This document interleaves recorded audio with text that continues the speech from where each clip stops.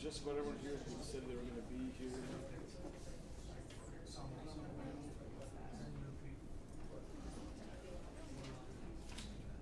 All right, so, all right, introductions. My name is Chris Martin. If you haven't met me in person yet, here I am. I know I've met a few of you already. Some of you, we go way back, back in the day, back in Dakota State days.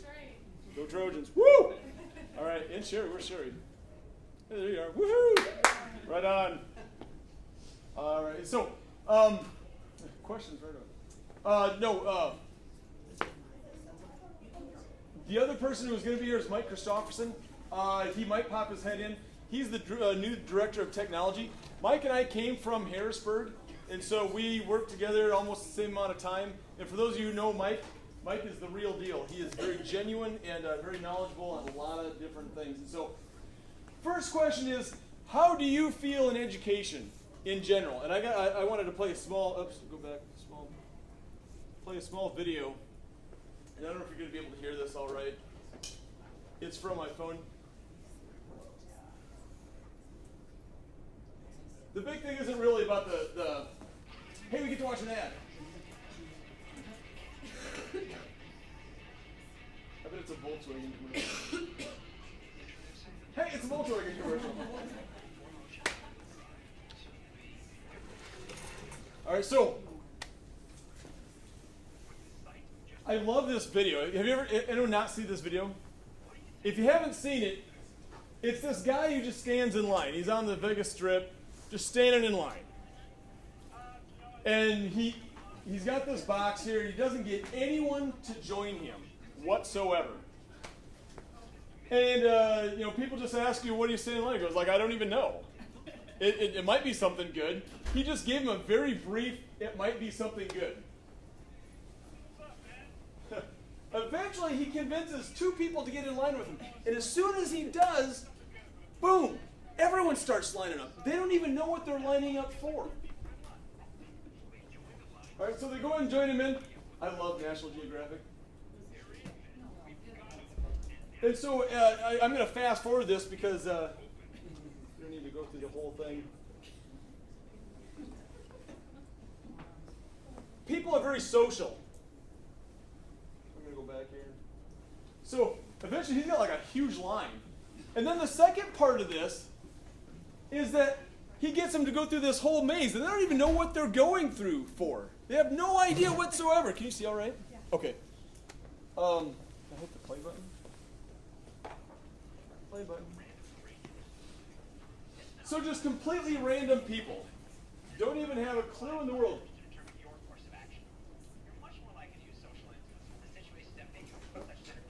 So people like to be in packs. People feel safe in numbers. And that's one of the experiments that they're talking about here. There's no description, no explanation of what they're waiting in line. They could be waiting in line to get kicked in the rear. I mean, they have no idea. And this is even better. So they go through, they snake through. How often have we felt like that in education? Where you just feel like, this person next door is doing it, so I'm going to start doing it. And pretty soon, a bunch of other people, it catches on. It's contagious. It's the popular way to do it. Sometimes it's the path of least resistance.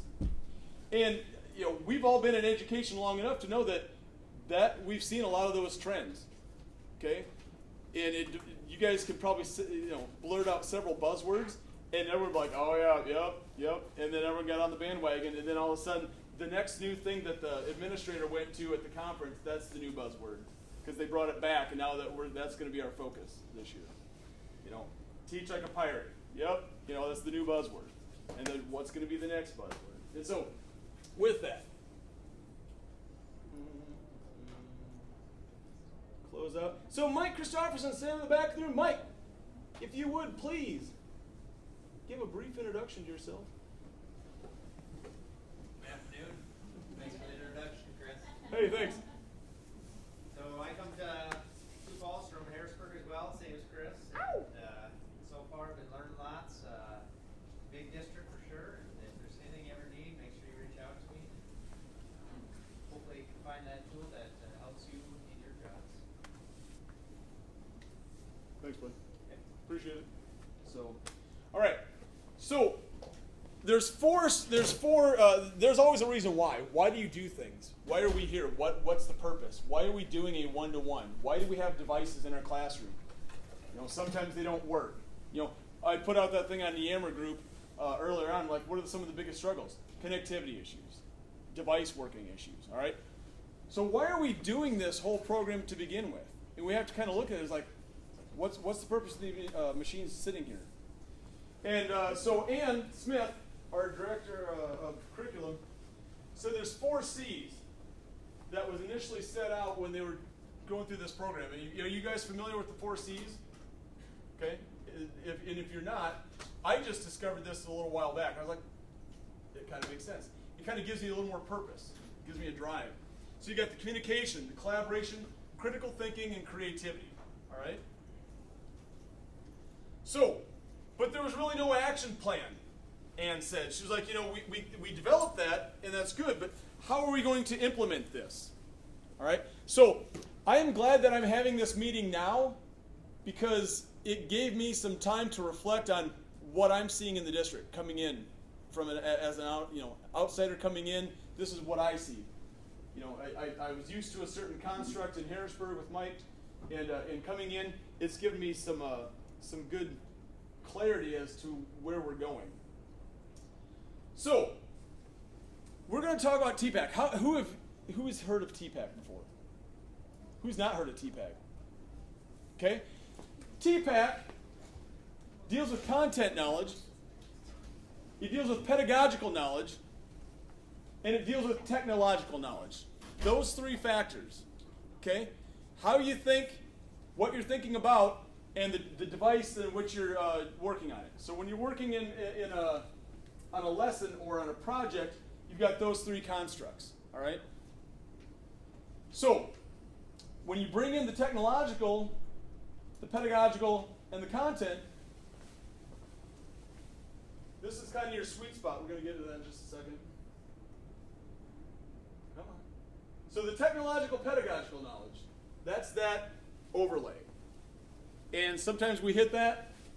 Sometimes you hit the technical content knowledge. You hit the pedagogical content knowledge. That's where we've all been before technology ever showed up. I mean, when it was just pencil paper back in the slate days for some of us. And then you've got the sweet spot, the technological, pedagogical content. That's like a unicorn. You're never going to see that ever. You know what I mean? And it's sometimes you're going to hit it, but you enjoy it when it lasts in a class environment. So you're hitting on all 3 topics there. The context of what you're learning about is how that surrounds it. Whatever topic that you're covering is the context in which you're putting that in. Okay? I don't know if you can see that really well. Better stand in the front because that's where my microphone's pointing. I'm recording it for those who can't make it. So I took all those 3 and I smashed them all together. I stacked them. And so I've got it to where I've got content, pedagogical, and technological. I can take this other part out, and I can still do a lesson. Unless a lot of our content now is relying on technology, to where a lot of people are like, my book's online. It's completely online. And so ask the middle school health people. So then we have to add that piece back in. All right? So tying all this in together, and I know I'm going through this rather quickly, but like I said, we have a lot to cover through this. This is the Yammer model of what I want to hit on. This is the goal for the year, to start wrapping your heads around the Yammer model. All right? Yammer is a tool. It's very easy to implement. It was created by Dr. Ruben Puentedura. Say that 5 times real fast. And Dr. Puentedura came up with the Yammer wheel. And we'll get into that Yammer wheel in just a few slides here. Everyone knows Benjamin Bloom, right? Bloom's taxonomy, all right? He's got 3 domains. He's got the cognitive, he's got the affective, and the psychomotor, okay? Most times we're always just covering the cognitive domain. You know, the knowledge, the, what else? We'll get into that part next. I don't have them all memorized. we'll stack that on the right-hand side after we get into the SAMR. So SAMR stands for substitution, augmentation, modification, and redefinition. So with this, I've got a lesson. Today we're going to write a story, kids. We're going to write a paper. Now, today, kids, we're going to type up a paper. I've introduced technology, but it's only merely a substitution. It does nothing on the base level. It doesn't get me to any of those higher order thinking skills that we as educators push in your classrooms all the time. Just so you know, my background, and I know you guys are all classroom teachers initially. First and foremost, this is a side gig. You know, it's a $500 stipend thing. I taught 5th grade for 1 year in Chester. I was horrible at it. I went and taught in Lennox for 10 years after that. I taught computers, started out in high school computers, and then when I got back from Iraq, 2005, I taught middle and high school computers. And then spent the last 7 years before I got here in Harrisburg as a technology integrationist. And today I'm here before you. So, substitution with functional improvements on the augmentation part. So I've got this. We're going to type up a paper, but I want you to include some kind of graphics with it that have some kind of meaning with the context of what you're writing about. Or I want you to do some research and then organize your thoughts from that and put them in there. So kids are going to go online. Back when we were young, it was you get the World Book encyclopedias out, right? And you thumb through it and you find your information. And you're just copying word for word out of the book. Kids are doing that with copy and paste, And so the augmentation piece, it's a functional improvement. You get a little bit better improvement. You're still using technology.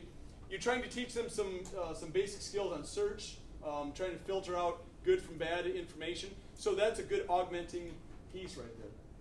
All right? And modification. It's a major task redesign. So today we're not going to write about a story. We're not going to write a story about westward expansion in social studies. Today we're going to first do research on westward expansion, and then I want you to come up with a compare and contrast using a Google slide or a Google draw on how the average income of people and their populace of moving out west. Okay, so you're doing a major task redesign. It's giving them purpose. And I just came up with the top of my head. Redefinition allows for creation of a whole new task. So I want you to find out how many people today for westward expansion died and how far they got before they died. What was the average lifespan of someone as they traveled out west? I want you to come up with an infographic. So you're still doing the research. You're getting all the topics that you've got. You've got all this information that you've got. But instead of just typing it out, saying, okay, by this time people died, when they got, 30 miles outside of town. And by the time you got 300 miles outside of town, or the nearest post, this many people died. Put that in something that's a visual context and have the kids come up with that. Or have them create a video. We've got devices that can record, so we get an iPad and have the kids create a play, maybe reenact a play. But this time we're going to record it. We're going to introduce a social context to it. Put it out on the web, or put it on a private YouTube channel and share it with parents or guardians. So, here's our Bloom's taxonomy. So we've got the remember, understand, apply, analyze, evaluate, and create. Okay, and there's like a Bloom's 2 or whatever. When you introduce SAMR with Bloom's, that substitution part, it's not that you have to stick to this. It's not that you can't put this down here or whatever. But when you're hitting this, it's like hitting this basic, rote memorization. You've got basic understanding. You've got context, schema. All right. With the augmentation, you get into the application, sometimes the analyze phase. Today we're going to use a spreadsheet. We're going to analyze, this versus that. The next thing, modification. We're going to take a look at what you've got for whatever information. We're going to evaluate whether it's good or bad. You have to make a choice. And redefinition. This is where you're creating something. You're getting that top tier. You're not going to hit that every single time. There's sometimes where you have to do skill and drill. Like this is super important still. Okay, especially at the lower grade levels. My wife's kindergarten teacher, first grade teacher, now reading specialist. But I mean, you've got to have that, that motor work still. I mean, that's important. You got to cut stuff out. You got to do arts and crafts, glitter stuff. Love glitter. Okay, this is the Yammer wheel. This ties in, and if you look up Yammer wheel, look this up online. This is a very simple tool. It's kind of like the easy grader. Remember the slide chart where you can see, how many? Oh yeah. So this is a deal to where it's got on the inner ring Bloom's taxonomy, and on the outer ring you got the Yammer model. And all these action verbs. If you look up Bloom's taxonomy of the cognitive domain, he's got a wheel of action verbs of what you can do in classroom stuff. Dr. Pontadura just put a app circulation into it and tied in the where kids are hitting at in technology-wise. Are they substituting or are they creating? And I've got all sorts of action verbs in here, and I've got a bunch of apps that I could use in here in this space. It doesn't matter if it's iOS or Windows or Chrome OS. Granted, some devices are going to be better at doing some of these tasks than other devices. Okay, I'm not going to argue that point. We can't argue it. It's just that's the facts of what it is. You're going to be limited by the creativity that you've got and the devices that you have. And so, that being said, I know it's difficult to see, but if you look it up and you take a look at this, you could have teachers, if teachers are having a hard time coming up with ideas of using a piece of technology in their classroom, I would say, let's take a quick look at the Yammer wheel. What's your lesson? Okay? How are you going to be teaching? Are you going to be using one of Gardner's multiple intelligences this day? If you are, then that helps in where I'm going to be taking the action verbs with that. And then you just kind of go out towards that part of the wheel, right? And so you take a look at the content, you look at how you want to present it, the pedagogy part, and then you take a look at the technology they're going to use, and you go from there. You come up with a rubric on how you want to assess this. Are they reaching mastery of the standard? It all comes back to the standard. How am I using this piece to reach mastery? Now, I've thrown a bunch of stuff on the wall here already, and you're like, what? I will send this in our Yammer group. I will send this PowerPoint out. There won't be any notes on there, but I don't type notes. I just talk. I can put my video on there as well on my YouTube channel. But the thing is that if you get acquainted with this, you don't have to be rock star stuff. Just start simple. Start very simple. If I'm teaching kindergarten, and I don't know, like my kids aren't going to be making commercials or whatever. Maybe they can. I don't know. One teacher, Robert Frost, he wanted to do a red box. So the teacher does most of the legwork. The kids are using the technology piece there, and they're getting in front of the camera and doing something different other than just writing. So they've got a lot of ideas. They can't write it out on paper yet, but they can certainly articulate it vocally. Just ask my first grader. She'll tell you just whatever you want to know. So, with this, still applies to this, the TPAC. Okay, you jumble it all up, and you still get this part. I want to take it one step further with the social knowledge. That's one thing I don't think we're hitting a lot on, and maybe some people are. Some people are, some people aren't. How do I start incorporating social knowledge? Social media is not going away. How to articulate yourself socially is not going away. Back in the day it used to be, hey, let's have a speech class. And you got in front of the room and you gave a speech. Now, how do I put out a YouTube channel? You got some guys that didn't excel at all in school, and they've got 6 million subscribers on YouTube. These guys like Casey Neistat, guy that was drawing welfare. He just sold his company. He has a high school education. Sold his company to CNN for $25 million. He's got 6 million subscribers on YouTube. And he just talks to the camera every day. Let's go get some ice cream. That's part of his day. And he just vlogs about it. So how you can articulate yourself socially is one of these knowledge factors now that, in addition to knowing the content, knowing how you know the content, figuring out how to display or use the content or access content, now I have a social aspect of it. Now that I know all this information, what am I going to do with it?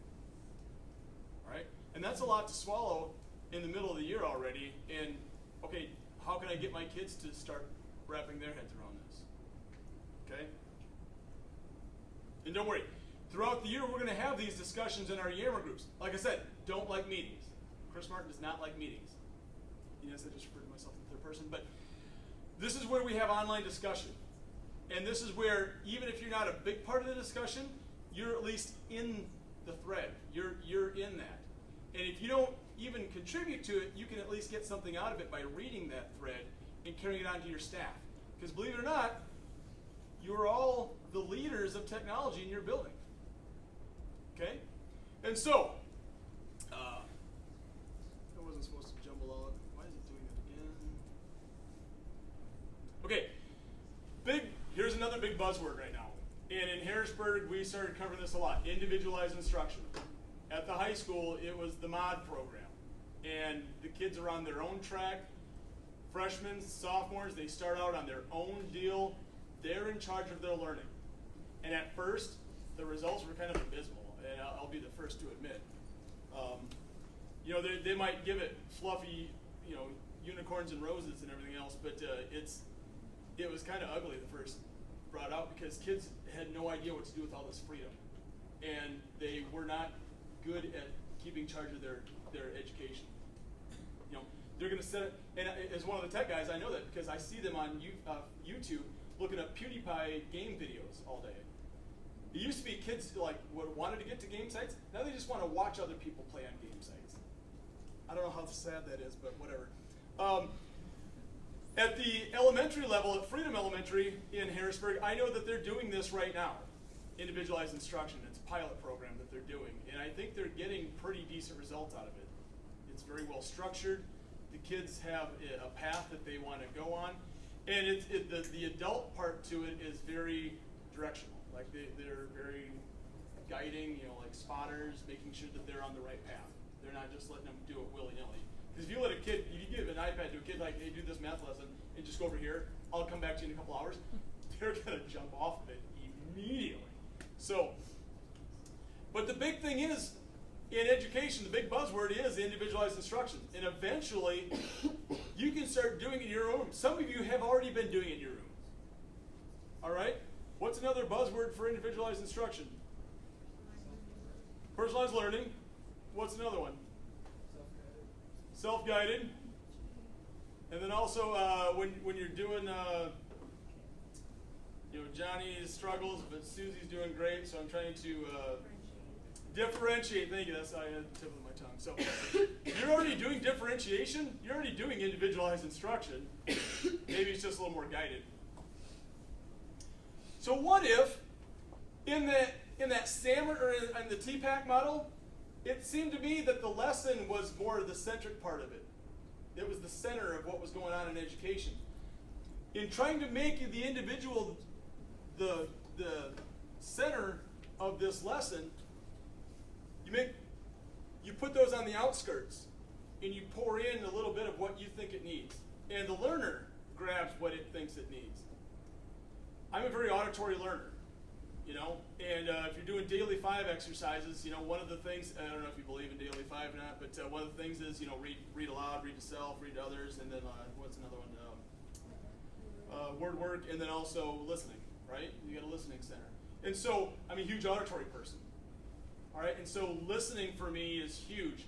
I don't read very well at all. I still don't. I will fall asleep if I read.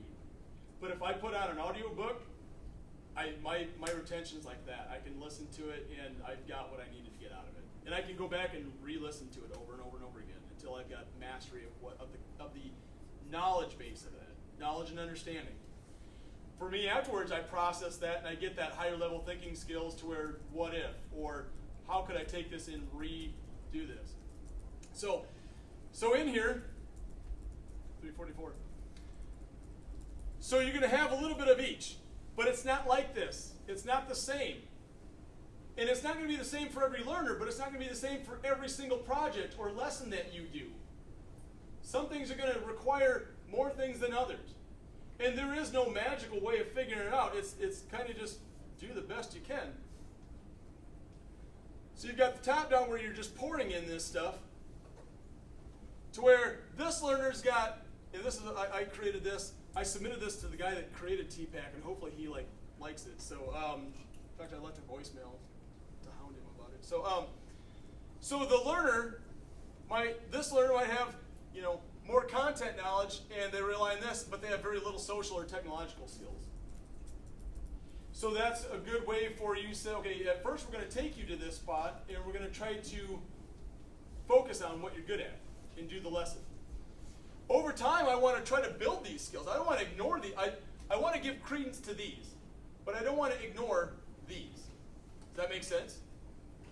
All right, so with that, tying it all together, talked about the 4 C's to begin with. Communication, collaboration, critical thinking, and creativity. How are you in your classrooms, in your buildings? How are your teachers that you work with, your teams? How are they tying that in with SAMR, if at all? Some people are probably doing SAMR model and they don't even realize it. They just didn't have a name for it, or TPAC, or whatever.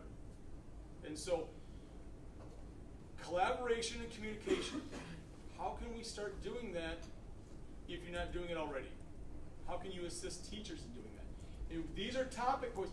This isn't to answer all these questions. This is to start all the questions. All right?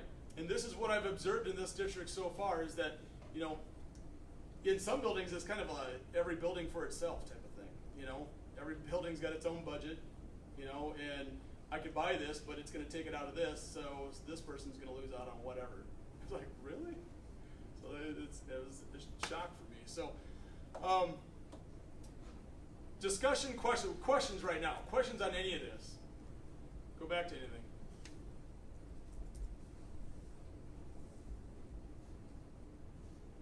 Are there plans to provide professional development to teachers for the integration of technology in a way that will be conducive to them implementing it? Good question. How is that for a loaded question? It's very straightforward to the point. And so how are we going to do that? I don't expect you guys to go out and give the same presentation like, okay, go ahead, go break. Do it. SAMR, TPAC, you got it. You're masters of it. So the big thing is, how are we going to do this? I've always said, for me personally, is like, if I'm not modeling it myself, how can I expect everyone else around me to model it? So first is to try to use it yourself personally. It's kind of a domino effect. So like, remember the guy standing in the front of the line? You're that first person in line. And so, but he didn't know what he was in line for, or theoretically he didn't know what he was in line for. Do any of us know what we're doing in line for technology? Hopefully with this, you have a little bit better understanding of where do you want to be, where do you want to take that line. I'll be the leader. I will provide, if you feel like your staff would love to have a discussion on this, or have something very organized, structured, I would be more than happy to come and do an in-service to your staff on how to implement technology. Don't do it for everybody though. We have to do it in small batches. I call it micro PD. It's how many times have we all sat in one big auditorium and you get the same spiel, but it doesn't apply to the gym teachers. It doesn't apply to the art teachers.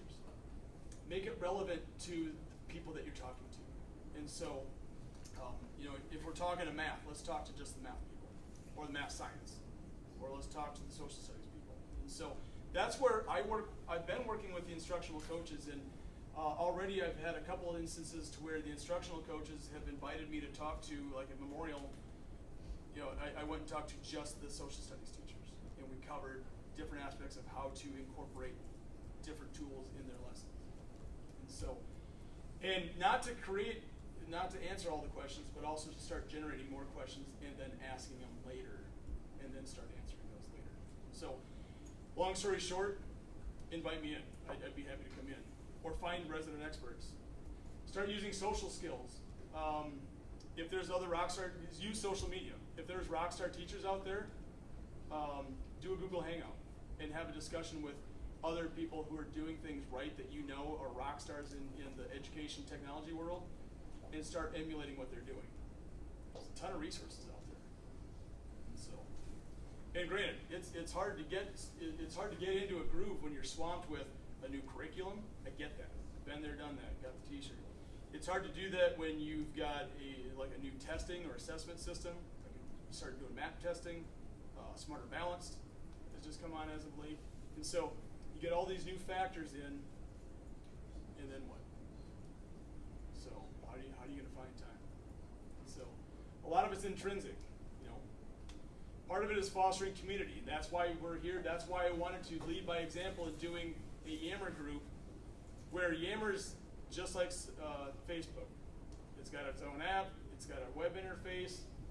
And you can apply to it when it's convenient for you. Okay? I am going to start to expect a little more, and I'm not going to put out everything every day. But if I don't use it at all, then it just, we started using it, and then it just kind of fizzled out. So, as a coach, you're that coach. You're the cheerleader, right? You're the instigator. You're the inspirer. You need to help with some of that. So, that was a good question, though. Other good questions. No bad questions. There's no bad question. I know 3 and up, grades 3 and up is one-to-one technology. Yes. But, at one point we were told that K2 would have one-to-one iPads and so forth, and we still haven't seen that, but it's hard to do the individualized learning when you can't. Yeah. Yep, I totally get that. And I'm not, in the lower levels, it's going to be difficult to do the individualized instruction with technology. It's just until they pony up and write the check. The biggest reason why we went Chromebook, from what I understand, is that there was some math done and they figured they could do it, so let's just do it. But there was no plan in place. Or I should say there was no plan in place, but the direction from the top, that leadership has to provide more guidance on where you want to take that. What are your goals district-wide? And if I was to go and ask staff in the district, and I have, there's a lot of shrugged shoulders. Like, I don't know. Half the time they don't even work. And so sometimes the cheapest solution is not the best solution. And sometimes you have to figure that out. When I was in Harrisburg, we did a cart-based system. And it was a struggle because people trashed the carts. They weren't courteous to the other staff on putting the stuff back. Sometimes stuff was missing because the administrators would let the kids take them home and the kids wouldn't return them, or they'd get broken for whatever reason. And so a cart-based system was an abysmal mess. And until we went one-to-one with laptops, then we started seeing, if you lost your laptop, that's on you. Johnny over here is not going to suffer because, Susie sneezed a lot, forgot hers. Or Billy brags a lot, broke it, so Sally doesn't get to use it today. That didn't happen.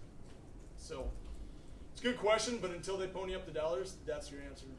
And so there has to be more need for it. There has to be a why. And so we need anecdotal evidence and empirical evidence, knowing, moving forward, okay, we need to either get rid of this or we need to add more of it, but there needs to be a why. How is this going to better instruction? Am I going to see better test scores, or am I going to see better engagement? So, good question. Other questions? Lou? Are you involving administrators? Are they with us in the same movement? They will be by the time I get done. Yes and no. I mean, I've discussed with a lot of administrators, and a lot of them are like, why don't we just go with iPads? Okay, that's good, but you have to have structure in place in order for iPads to be successful. Once again, you just can't throw iPads at something and that's the answer. Even though, personally, I feel that's a better product, I just think if you just throw everyone an iPad, you still have to do PD, you still have to have management, you still have to have infrastructure in place to service them. And so there has to be a lot of pieces of that puzzle in place. And so, wireless issues. And so, Lennox, they did a one-to-one program with Max. and they were literally 30 miles down the road from us in Harrisburg. And they hated their Macs because they didn't have a good structure in place for management, and the tech staff there didn't, or the one tech staff there did not know. I hate to throw people under the bus, but that's just the way it happened. And so, to whereas, 30 miles down the road, we've got, 4 or 5 times the amount of MacBooks they've got in a OnetoOne program, and it's thriving. We were an Apple Distinguished School twice, which is an invitation by Apple, and we were winning $100,000 awards by the time I left. And so, and it's the culture that you foster. So, part of it is the need. If you start poisoning the well, saying this is what we need, and it doesn't matter if it's more Chromebooks, that's fine. If you think more Chromebooks is the answer, then that's it. If you think it's iPads, whatever, if you think it's more PD, then you need to poison that well with your staff, and then they rumble those rumblings up to the administrative staff, and that's when the administration doesn't have any choice, but they have to answer that. And so either they're going to look like the heavy, or they're going to look like the hero. And that's what it boils down to. And so in speaking with the administrative staff that I've spoke with, a lot of them are on board with, yes, please come do more PD. And I've had several invitations to come and do PD. So I would love more, though, to have these discussions. And just do right seat right. A lot of times it's just, hey, can you come to my class and can you help out with this? I would be more than happy to. But I'm putting that out to you so you can put out to your staff that if you're not available to do that, because I get that, you're in your own classroom. And I know there's only one of me for all 24,000 students in the district, but I do what I can. And so I'd be more than happy to come in and provide support. So, other questions? Yes? Do we know when the iPads are going to be switched out? That is a good question. Mike Kepke. I can tell you, let me tell you right now, with as swamped as they are trying to deploy 5,500 iPads, it's just a numbers game. There's a couple people working on those, and there's that many devices. And they're doing the Chromebooks as well. And so we've been approved to get another support staff person so they can help with that. That will help expedite the process more readily. There's nothing we can do to help get them pushed out faster? I wish there was. I honestly wish there was. A lot of them just need to be enrolled into Meraki MDM, to a mobile device management, and then just deployed out. So, but when the one person who does that is inundated with this, that, and all the other things, that stuff gets set on the back shelf. So, the position that was created just recently that was approved, so Mike went in, asked Dr. Maher, hey, can we get this position? And it's a systems engineer position is what we were approved for. That person's going to be responsible for helping expedite those processes to get that stuff pushed out. That's their only job. It's not like a BCS, where BCS is just building centric. The systems engineer is district wide, and they're there to work on imaging and push out devices. So I wish I could give you a better answer on that, but I'm not going to blow smoke. So. Any talk on getting teachers' laptops? Mike and I have discussed that because in the Harrisburg, we went from an all-desktop environment to every teacher had a laptop. And we actually, problem is we eventually saw more breakage with the not the high school staff, but the instructional staff than the students. Like, swear on a stack of Bibles, they spilled wine on them. They use them for their kids to babysit their kids when they get home. Let's put on Netflix, and then the kids dropped them, got screens and everything else. And so it's good in theory, and it is good for the teachers because when I was teaching, I had a laptop, got to bring it home, got to work on stuff at night, and I know that you guys want that, but we need to change that culture. And everything's spec'd out to where they buy, or they check out 1 or 2 devices, and this is what's on the bid list, and they put it out to bid, and then they buy in bulk. And so the second we start looking at individualization for the staff, just like we want for kids, is when you're going to see better results with that. So eventually my push and Mike's belief is that yes, laptops are better for staff. So, but once again, we just can't come in here and start like gunslinging and like this. We're going to change everything in one night. This is a big ship to steer. So, but that's our goal. So, poison the well. Poison the well. So, good question. And by a show of hands, how many of your staff would love to have a laptop? Or have access to the internet like we used to. Right. Oh, for personal devices. Well, yeah, like I used to never use my desktop. I'd bring my laptop and I'd connect and I'd print and I'd do everything that I did from my Mac. There's one of my personal devices, and my laptop sitting on my desk, and I have it plugged in, And hardwired. It'd be nice to have like a teacher hookup or something that somehow we would be able to do that again. I'll roll that up with Mike because I know that's. Going to meetings like this, the iPad isn't useful to us to go to a meeting and then we don't have a laptop to take anywhere. Right. We have to take a student Chromebook if we're a 3-5 teacher or whatever. Yeah, So even if that was a temporary fix, that'd be a huge. Yeah, because it's a huge inconvenience not having that. I totally get that. In fact, before I left, we piloted just teachers having the iPad Pros, the 13-inch iPad Pros. That's their sole device. And the 4 that we piloting, I just checked with them, and the 4 that are piloting are loving them. And so a lot of those misnomers that you have to have a disk drive, no. You have to have a printer, no. You can print from all of that. So yes, I get that. I will run that up with Mike too. Well, Can't back promise to anything. connecting your own devices. Yeah. You know, we have our own classroom Facebook page and we do a lot on Twitter. Yep. And so that's fine if I use my phone or if I use my desktop, but we can't use any of our classroom devices, you know, on Facebook or Twitter either. And I know that's a whole can of worms for It is. students, but you know, if we could connect our own teacher devices. You can use YouTube. I don't know if everyone knows in here, but the K-12 network has its own YouTube provisions. So like if you go in with your Google account, part of Google account is having a YouTube account. So you can get in there, create your own YouTube channel, and it's being that it's on the K-12 network, you can approve or disapprove videos that are appropriate, inappropriate, respectively. And so if you want to use that aspect of it, I would maybe push more socially where you can. Take your lumps where you can't really excel with the Twitter and the Facebook, unless you have one designated iPad that's your Facebook one, and go from there. Because last time I checked, you can log in on your personal iTunes account and load software on those. Well, I have one iPad in my room and it's for teacher use, Right. but I can't connect at school. I can only connect at home and get on Facebook or Twitter. It's your teacher one? Oh. Is it blocked? Mm-hmm. Gotcha.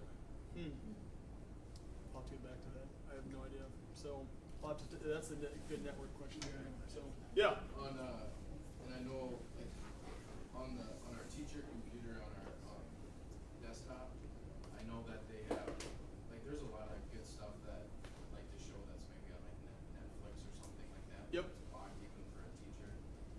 Is there?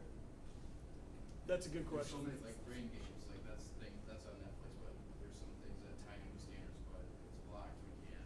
There is, and I wish Netflix would let you cache stuff, because I know like the Amazon Video app would let you cache stuff. So if you were at home, you could cache stuff on Amazon. If you're like an Amazon Prime person, you can download that content and then play it without an internet connection. The answer I was given from the network guys is because of streaming. They can get it down granular, but then it gets to be to where it's like this person gets this and this person gets that, and they can do it by building. From what I understand is that they can do it by building, you can do it by certain teacher levels or whatever, but I was told no. So There was just an ad for Netflix that they're doing the same thing. You can watch it without being connected. are they now? I just saw it the other So day. so not all movies. So if you've got some content, if you got that app, go in, do a download. It must be that must It's be new. new, Okay. yeah. Yes. So is what you're saying that we could ask for permission to do that? You can ask. From desktop T whatever. I would imagine that you can, because like in Harrisburg, I know that you can get very granular on filtering. I mean, you can get right down to the nats, but on this specific machine's got granted access for this site. I know that they can do that. I don't know if they're doing that or not doing it because it's inconvenient for them, or they just don't have time to do it. So, but I was told no initially. So. And with streaming, if there is a bandwidth concern, that's the other. That's the thing the network guys will always throw at you. Is like, well, it's bandwidth. You only have a certain amount of bandwidth, and it's for everybody. And if one person's taking all that bandwidth, and everyone else wants to do other lessons, they're not going to be able to watch that content. So you can put in a request. I would put in an online service request and just ask. So, and I know you probably have, because I've seen that come across before. And I think I answered back. They told me no. So, even though it made it sound like, because I don't want to be the bad guy. I like being the nice guy. Poison the well. Poison the well, that's right. And we didn't say no a lot in Harrisburg, because like we weren't under the state's thumb. And a lot of it's coming from the state too. So, because it's state circuit. So, tools. Yammer. Please be active on Yammer. The more you put into it, the more you'll get out of it. How many people are not on Yammer? There's 31 of us in here. And I didn't get the email either. I just looked. Okay, please email me back, and I will send you an invitation to get onto it. And so it's if you've been on Facebook, you know exactly what Yammer should look like. It's very social in context. So I mean, it's got users, it's got a discussion forum. You can post files in there, which it's a little easier than Facebook in doing. The discussion part, links, more topical than anything else, and sharing ideas. And so a lot of the stuff I'm going to be putting out to you guys that we've talked about on how to implement technology. How do I do PD for staff? I will be putting that out throughout the year. And I'm not going to do it, like I said, every single day, because you just don't have to. I don't have time for that. You don't have time for that. We try to do it periodically, like once, twice a week, to have a post, to have a discussion. If you want to initiate discussion, it doesn't have to come from me. By all means, please initiate some kind of discussion on there. There's rock star stuff that some of you are doing. I know it because I've seen it. All right. So, like with Lee, I didn't mind me calling you out, but Lee was doing a live YouTube stream in the morning with, and he built his own sound mixer out of like homemade parts. I mean, literally soldered them together. So I know you guys are doing rockstar stuff. So don't be afraid to share. That's the big collaboration piece. One of the C's. Skype for Business. This is something that's a district-wide initiative. This is on the what do they call that? The plan, the big plan, strategic plan. Thank you. So part of the strategic plan is getting the ELL principals to start using Yammer. So if your building is if your principal is an ELL principal, I need them to start using Skype for Business. We need to come up with a context. I will be setting up a Skype for Business meeting with us probably in a couple weeks to test it out. I will be giving an instruction, a step-by-step on how to get started with it, and then from there, how to conduct a meeting. Skype is not just video chat. Get that out of your heads right now. Skype is not just video chat. Skype for Business is also texting chat. It's audio, two-way chat. It's also screen presentation. Okay? If you have the headset where you can present and everything else, that's a bonus. But the big thing is, if you ever had an email thread in your building where it's like, holy cats, email after email, and everyone hits reply all, drives me nuts. Skype for Business can cut down on that clutter, and it keeps it in your Outlook inbox. So I could have a huge conversation thread of 3 or 4 people, and even though it doesn't involve the rest of the staff, let's have a separate conversation in Skype for Business. We'll have a threaded discussion, and when I'm done with that discussion, it gets saved in my conversation history in Outlook. And I've got a video on it that I'll put out in our Yammer group. Okay? So keep that in mind. It's one of the tools that we'll be pushing a lot. In Office 365, it's been available to students. It is now available for all staff. They're all provisioned for it. If you haven't gone into there, I've got a tutorial on how to get into Office 365. It's less than 3 minutes to get into it. I'm not asking you to give up any of the Google stuff. I don't want you to give up anything. I want you to use this to offset, augment, or enhance some of the Google stuff. Okay? What are some features for that? A lot of the features that I like, you've got Microsoft Word, Excel, PowerPoint. So they've got all 3 of those tools right away. Yammer, so if you're upper grade, probably more so than the younger grades, I'm thinking. But if I'm 4th, 5th grade teacher, I could have a Yammer group for my whole class.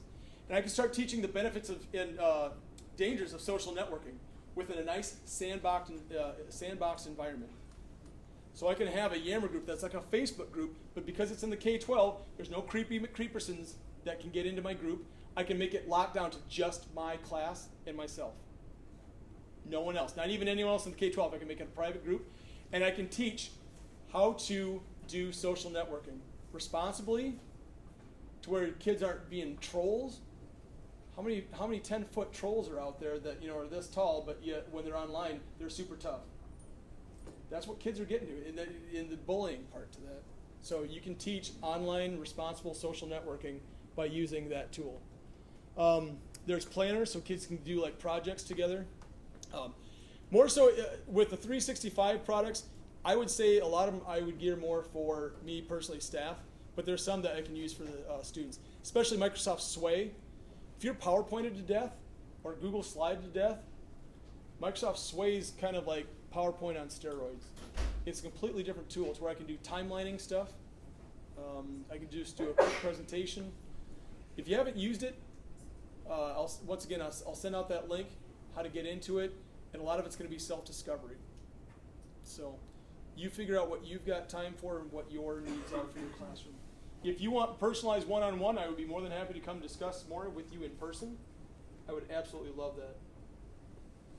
So if there's no other further questions, and if you want, we can reserve questions to the Yammer group, and I'll make sure that once you guys email me, I'll get you guys added.